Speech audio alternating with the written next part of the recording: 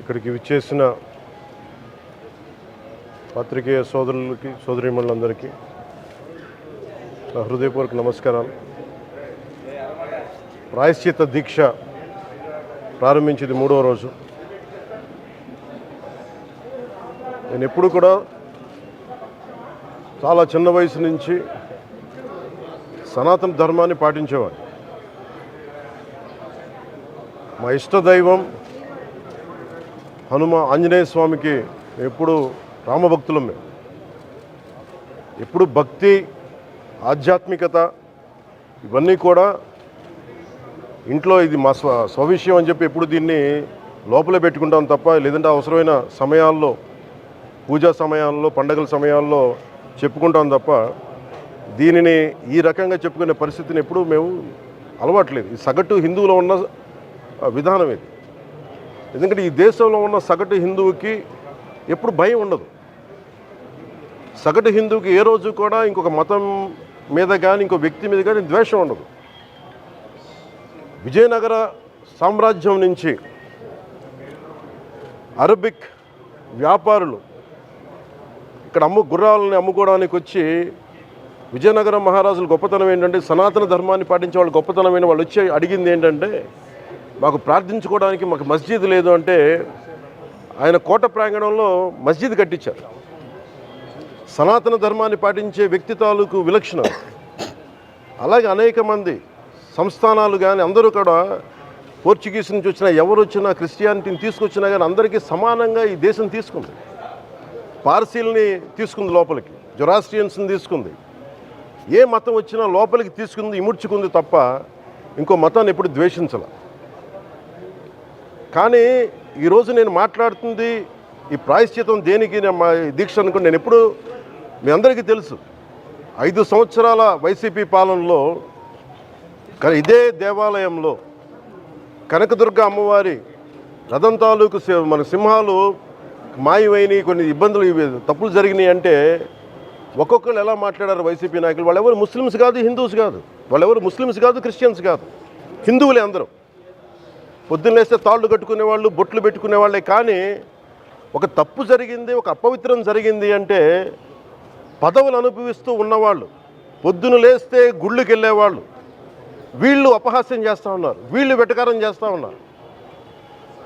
ఈ ఎంటైర్ ఈ విషయంలో వాళ్ళు మతం పుచ్చుకున్నారా లేదా నాకు అయినా తెలియదు. వైవి సుబ్బారెడ్డి గారు ఉన్నారు, భూమన కరుణాకర్ రెడ్డి గారు ఉన్నారు, వారి కుటుంబ సభ్యులు ఉన్నారు. ఎవరైనా సరే మీరు మతం పుచ్చుకున్నారా లేదా నాకు తెలియదు. అవన్నీ అది మీరు బయటికి చెప్పుకుంటారా లేదా నాకు తెలియదు. నేను అది కూడా మాట్లాడట్లా. కానీ మీరు బాధ్యత తీసుకున్నారు. మీరు హైందవ ధర్మాన్ని కాపాడుతానని మీరు బాధ్యత తీసుకున్నప్పుడు కాపాడాల్సిన అవసరం మీ మీద ఉంది. బోర్డుని మీరు స్థాపించారు, మేము స్థాపించాల. తప్పులు జరిగినాయి. తప్పులు జరిగితే వైఎస్ జగన్ గారు ఏం చెప్పాలి? ఒకవేళ నాకు తెలియకుండా మేము ఆయన బ్లేమ్ చేయట్లా. కానీ మీ ఆధ్వర్యంలో జరిగింది, మీరు కాన్స్టిట్యూట్ చేసిన బోర్డు వల్ల జరిగిన తప్పిదాలు ఇవి. మేము ఇవి కనుగొన్నాం. ల్యాబ్ టెస్టులు ఇవన్నీ మేము ఆటలాడతామా? ఇవన్నీ వీటితోటి సెంటిమెంట్స్ తోటి మాకు బాధ్యత లేదా? నేను నిజంగా కనుక చాలా బలమైన సనాతన ధర్మాన్ని పాటించేవాడిని. చిన్నప్పటి నుంచి, పొద్దున్న లేచినప్పటి నుంచి రాత్రి పడుకునేదాకా మా ఇంట్లో రామనామం ఉండేది, రామ జపం ఉండేది మా ఇంట్లో. అలాంటి రామభక్తులం మేము.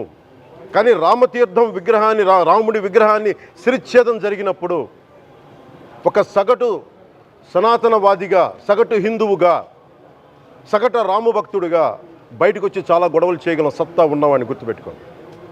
ముఖ్యంగా వైసీపీ నాయకులకి, నన్ను విమర్శించే దేశ యావత్తు నన్ను విమర్శించే ప్రతి ఒక్కరికి తెలియజేస్తున్నా, గొడవ పెట్టుకోవాలంటే చాలా బలంగా గొడవ పెట్టుకోవాలి. కానీ నాది పేదవాళ్ళ కష్టాలు, క్రిమినలైజేషన్ ఆఫ్ పాలిటిక్స్, వీటి మీద మేము మాట్లాడతాం, వీటి మీద తప్పించాం.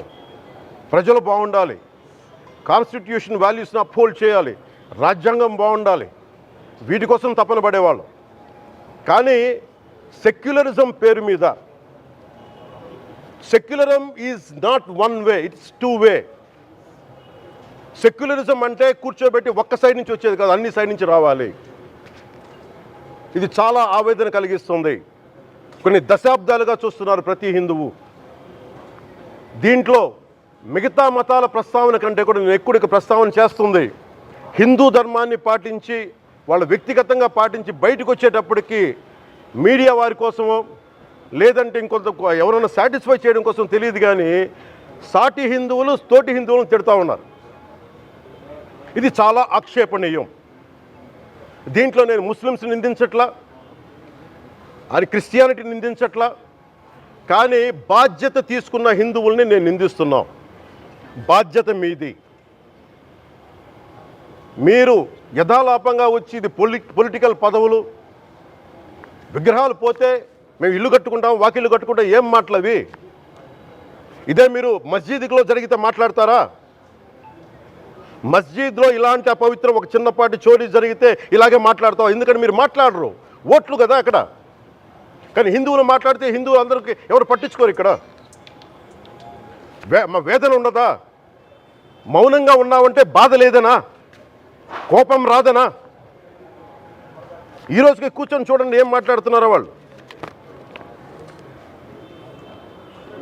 ఆయన వాళ్ళ లాయర్ అంట, ఆయన ఎవరు ఏజీపీ అంట, పొన్నవోలు సుధాకర్ రెడ్డి గారు తిరుమల లడ్డుపై ఢిల్లీలో చేసిన కామెంట్ నా దృష్టికి తీసుకొచ్చారు. ఇలాంటి సెన్సిటివ్ సమయాల్లో ఎయిదర్ మౌనం మంచిది, మౌనం దాటి పొగరుగా మాట్లాడటం, నన్ను పచ్చి బూతులు తిట్టినా, నన్ను వక్రీకరించినా, నన్ను రోడ్డు మీదకి లాగిన నేను ఎప్పుడు మౌనంగానే ఉన్నా. కానీ వైసీపీని నాయకులు విమర్శించే నాయకులు ప్రత్యేకంగా చెప్తున్నాం, సనాతన ధర్మాన్ని జోలికి రాకండి. తప్పు జరిగితే తప్పు జరిగిందని ఒప్పుకోండి, లేదా మాకు సంబంధం లేదని చెప్పండి.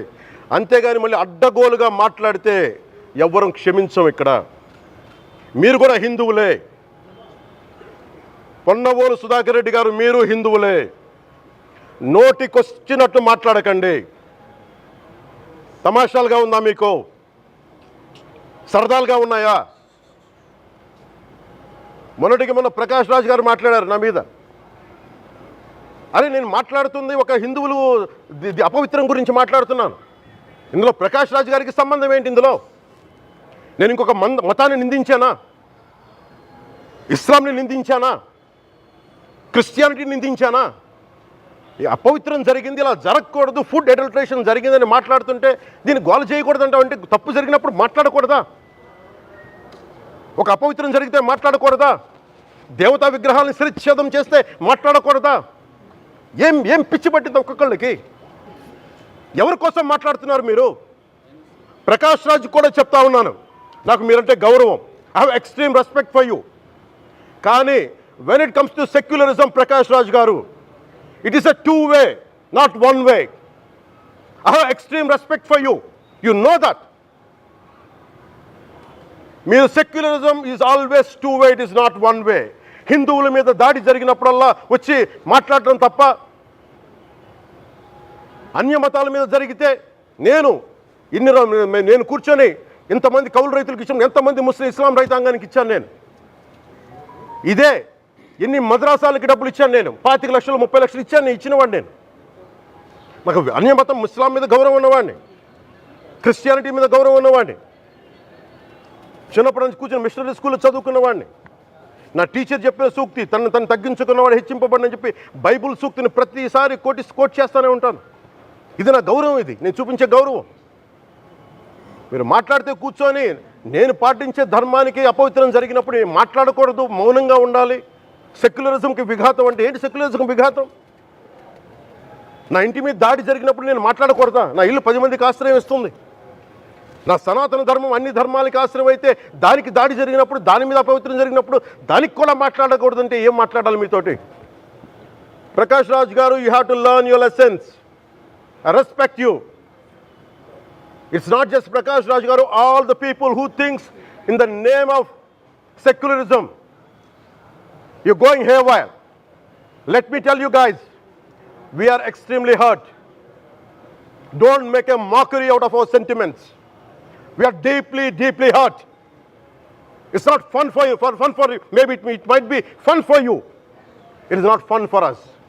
It's a deep anguish, deep pain.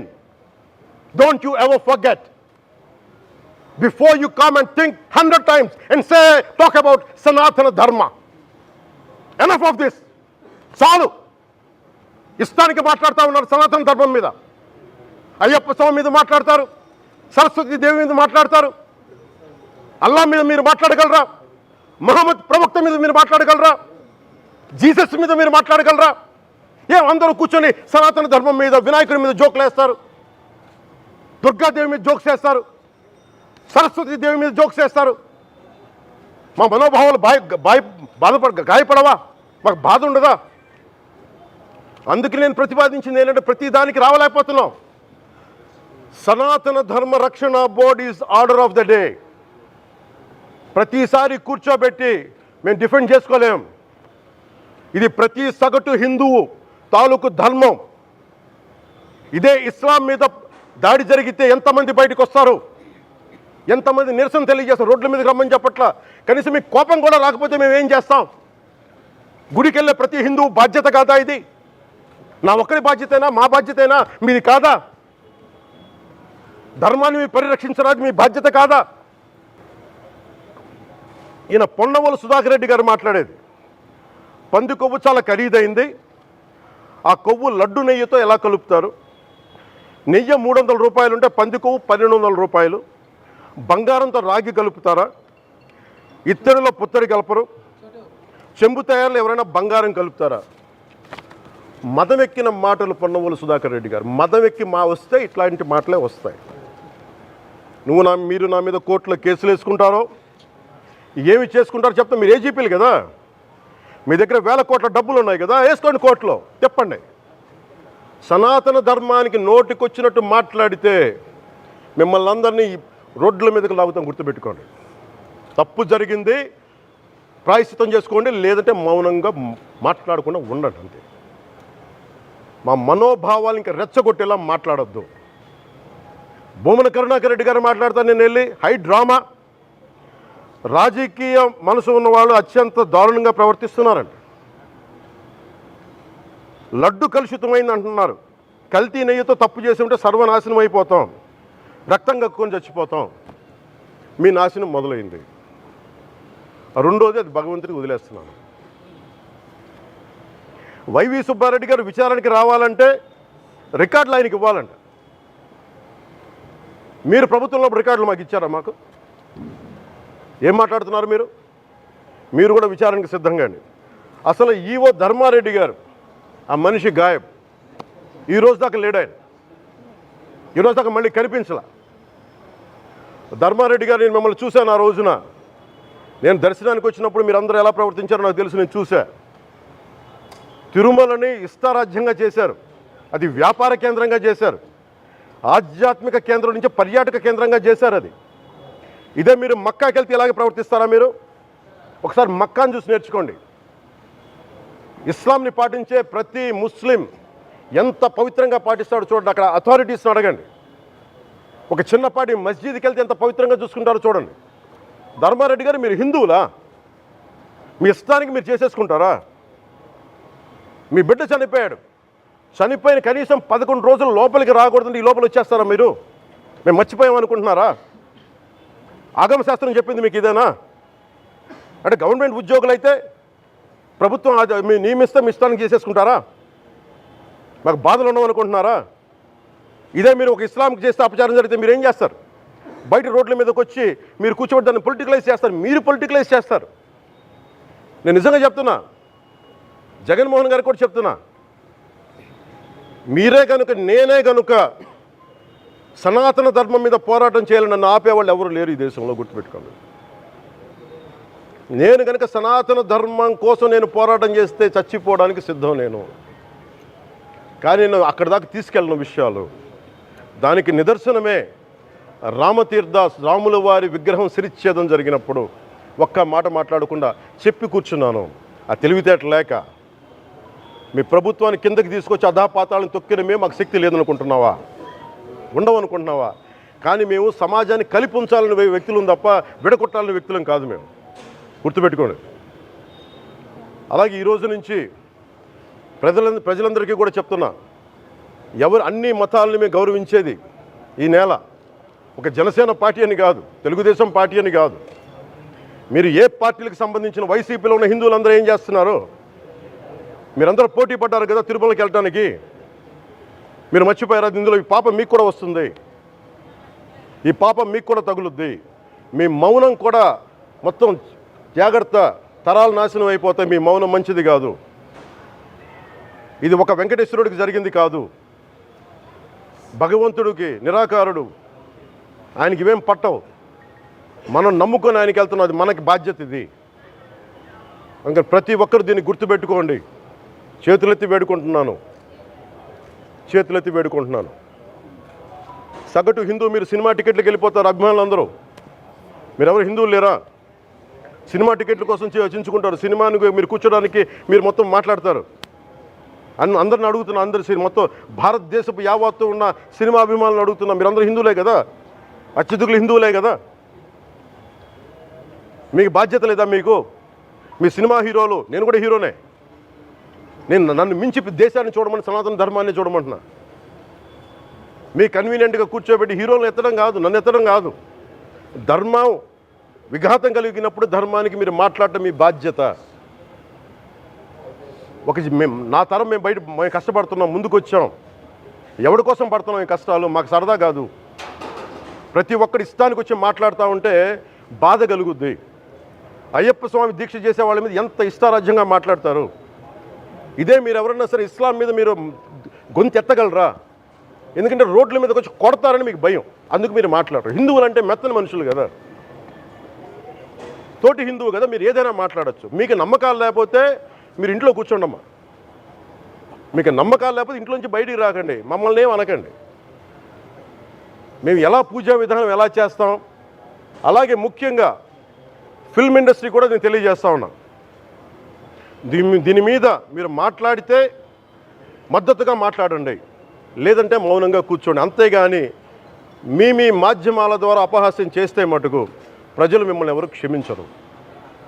ఎందుకంటే చాలా డీప్ పెయిన్ ఇది. మీరు లడ్డు మీద జోకులు వేస్తున్నారు. నేను ఒక సినిమా ఫంక్షన్లో కూడా చూశాను, laddu is a sensitive issue అని. Don't you ever say that. Don't ever dare to say that, please. I respect you as actors, but when it comes to Sanatana Dharma, please, you have to think 100 times before you saying a word. One comment. Thank you.